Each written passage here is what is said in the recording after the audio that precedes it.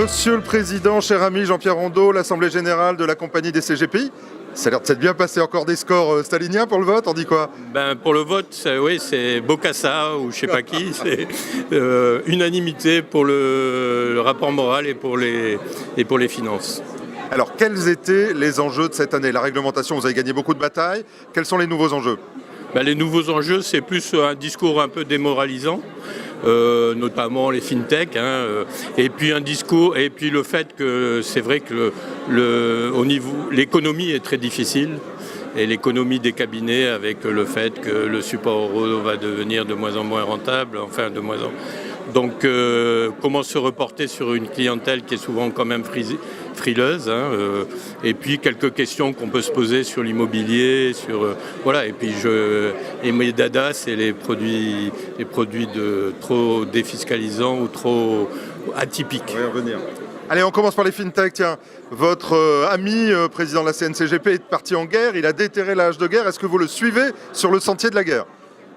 Si tu veux, moi je reste un peu dans le suivi de l'AMF, c'est-à-dire que je trouve que l'AMF a fait beaucoup de progrès.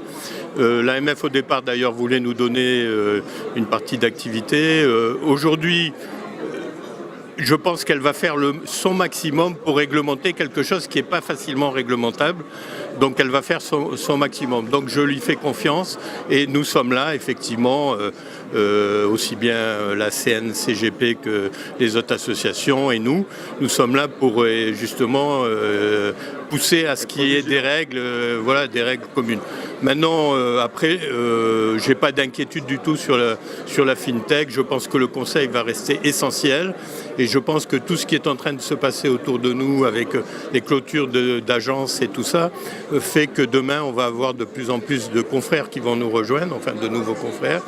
Et puis tout ça, il ne faut pas les voir en concurrents, il faut les voir en apporteurs de clients. Donc, alors la fintech, ça peut plutôt être une bonne chose. Ce matin, j'annonçais dans les colonnes de Club Patrimoine qu'une maison d'assurance assez connue lançait un robot advisor juste à destination des CGPI. Donc au fond, ça peut être une chance aussi.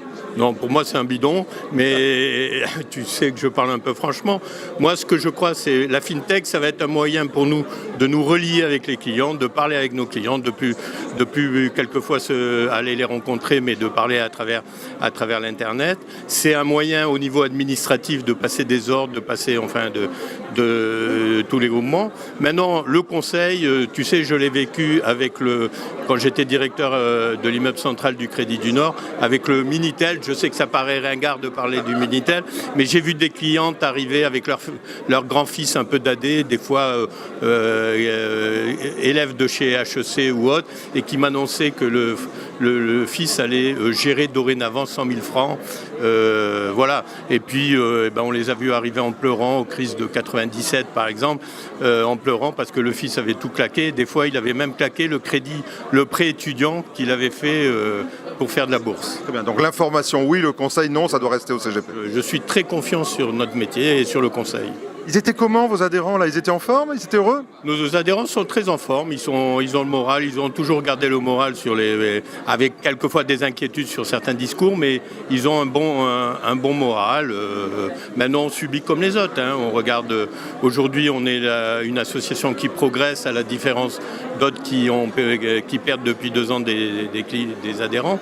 Nous, on progresse, mais on progresse de peu. Je crois que sur 2 ans, on fait 5-6%. C'est ce que m'a dit votre vice-président. Voilà, mais ces gens qui progressent, en fait, c'est beaucoup plus que ça, mais on a beaucoup d'adhérents qui fusionnent, qui quittent le métier, qui prennent leur retraite, voilà. Très bien. En tout cas, vous ne prenez pas votre retraite et vous êtes président à vie, cher ami. Tiens, votre vice-président, il vient de me ressortir un serpent de mer, dites-moi. Il m'a dit que ça serait bien qu'il y ait un ordre des CGPI. Donc, est-ce que vous êtes favorable à ça? Pas du tout. D'abord, aucun des présidents d'associations ne le sont.